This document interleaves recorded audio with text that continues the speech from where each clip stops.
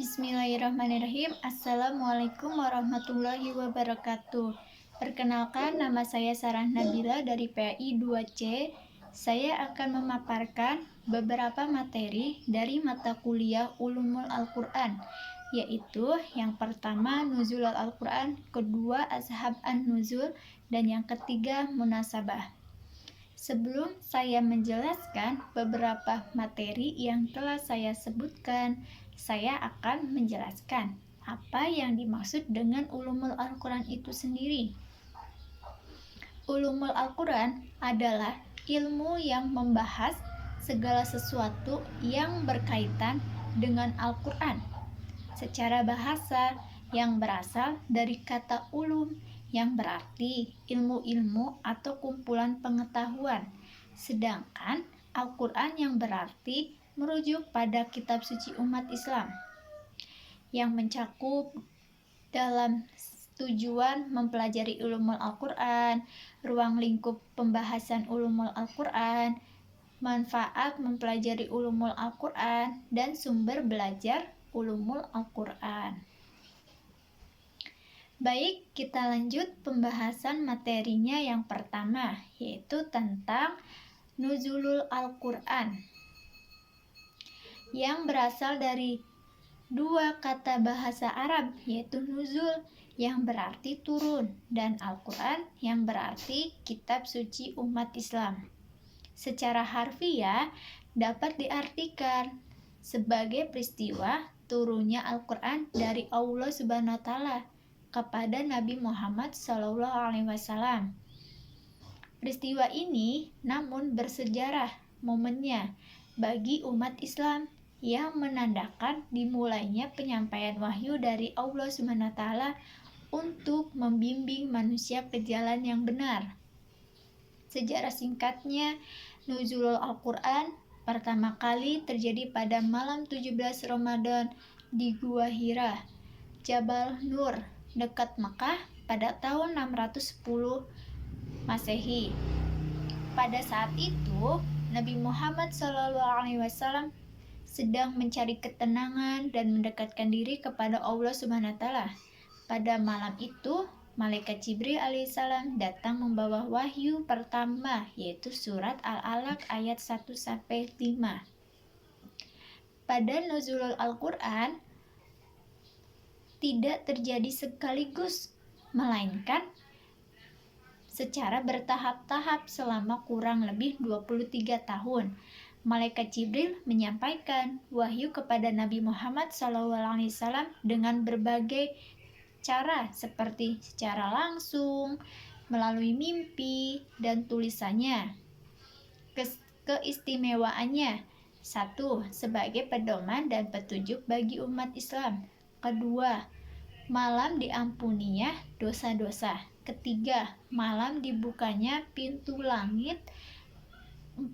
Malam turunnya malaikat ke bumi yang memberikan rahmat keberkahan kepada umat Islamnya. Selanjutnya, upaya mengamalkannya. 1. Memperbanyak membaca dan mempelajari Al-Quran. Yang kedua, meningkatkan ibadah. Ketiga, introspeksi diri menjadi yang lebih baik dari sebelumnya. Keempat, musyawarah dan mufakat. Kelima, menyebarkan ajaran Islam. Itulah materi kita yang pertama. Lanjut materi yang kedua, yaitu Ashab an-Nuzul atau sebab-sebab turunnya ayat Al-Quran. Bagaikan jendela yang membuka pemahaman kita terhadap firman Allah Subhanahu wa Ta'ala. Secara bahasa yang berasal dari bahasa Arab, ashab atau sebab, dan nuzul yang artinya turun. Dan para ulama mendefinisikan sebagai peristiwa atau kejadian yang melatar belakangi turunnya ayat Al-Quran tersebut. Manfaat mempelajarinya: 1. Memahami maksud ayat dengan tepat, tidak asal-asalan. 2. Menyelami hikmah Al-Quran, yaitu kebijaksanaan Allah SWT dalam menyingkapkan solusi atas berbagai persoalan hidupnya. Yang ketiga, meningkatkan ketakwaan, Keempat, menyelesaikan permasalahan yang merujuk pada prinsip-prinsip Al-Quran yang diterapkan Rasulullah SAW dalam situasi serupa. Kelima, menumbuhkan rasa cinta kepada Al-Quran. Sumber-sumbernya itu melalui hadis Nabi Muhammad SAW, kedua melalui riwayat para sahabat, yang ketiga tafsir Al-Quran. Oke, lanjut materi yang ketiga, yaitu tentang munasabah, yang berarti keterkaitan dalam bahasa Arab, yaitu salah satu aspek penting dalam mempelajari Al-Quran, dapat membantu memahami hubungan antara ayat Al-Quran dalam suratnya. Menjalin hubungannya, Al-Quran bukan kumpulan ayat yang terpisah-pisah, melainkan sebelum kitab yang berstruktur dan koherennya. Satu, hubungannya tematik, yaitu ayat-ayat dalam satu surat sering kali memiliki tema yang sama seperti keimanan, akhlak, hukum untuk memperkuat satu sama lain.